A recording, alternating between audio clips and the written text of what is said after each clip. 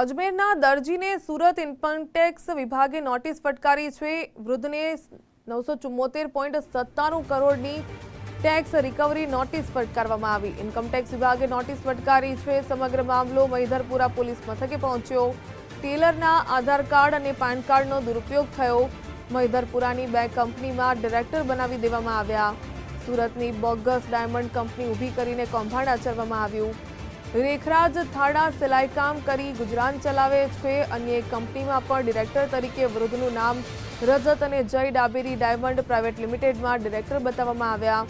આ મામલે તેમને કોઈ જાણ નથી તેવું કહ્યું છે। દીપક ગેલીટવાડાએ કહ્યું છે કે મીડિયા મારફતે મને મામલાની જાણકારી મળી। અમે કોઈને જગ્યા ભાડે પણ નથી આપી। જરૂર પડે તો પોલીસ ફરિયાદ કરીશ। પોલીસ દ્વારા હાલ તો આ સમગ્ર મામલે તપાસ શરૂ કરવામાં આવી।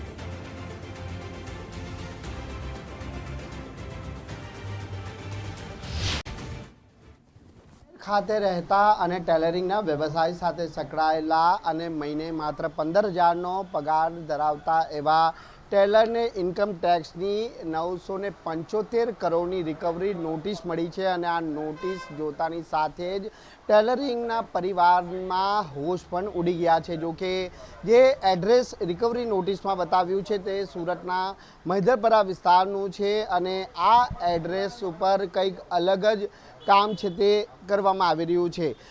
અહીં જે કામ ધંધા સાથે જોડાયેલા છે તે વ્યક્તિ ઉપસ્થિત છે। સીધી વાત કરીશું તેમના જોડે। આપનું નામ? દીપકભાઈ ગિલેટવાલા।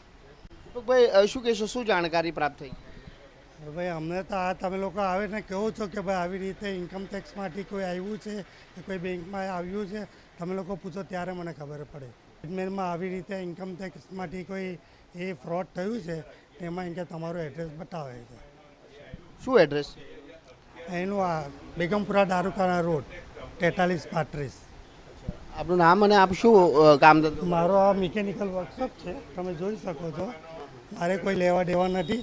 મારા પપ્પાનું પહેલાં વર્કશોપ હતું, હવે હું એ ચલાવી રહ્યો છું। એવું કહેવામાં આવેલું કે તમે આ ભાડે આપેલું। આટલી બધી મશીનરી પપ્પા હતા ત્યાંની એમની એમ જ છે એઝ ઇટ ઇઝ। હવે શું, કારણ કે તમારા એડ્રેસ ઉપર રિકવરી નોટિસનું એડ્રેસ છે તે બોલી રહ્યું છે, તો આપના તરફથી હવે શું આ બાબતે પોલીસનો સંપર્ક કરવામાં આવશે? હવે અત્યારે તો મને કંઈ સમજ પડી નથી, પણ જો વધુ કંઈ થશે તો મારે પોલીસ કમ્પ્લેન કરવી જ પડશે।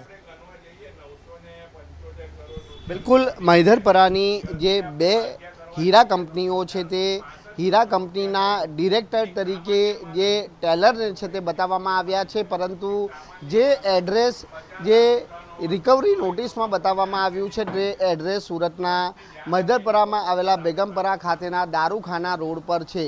જે એડ્રેસ પર હાલ ગુજરાત ફર્સ્ટની ટીમ પહોંચી છે, પરંતુ અહીં કોઈ અન્ય ત્રાહિત વ્યક્તિ છે અને તેઓ વર્ષોથી મિકેનિકલના જે કામકાજ સાથે સંકળાયેલા છે। આગામી દિવસોની અંદર જ્યારે આ પ્રમાણેની તપાસ જ્યારે કરવામાં આવશે ત્યારે તપાસમાં હવે શું બહાર આવે છે તે હાલ હવે જોવાનું રહે છે।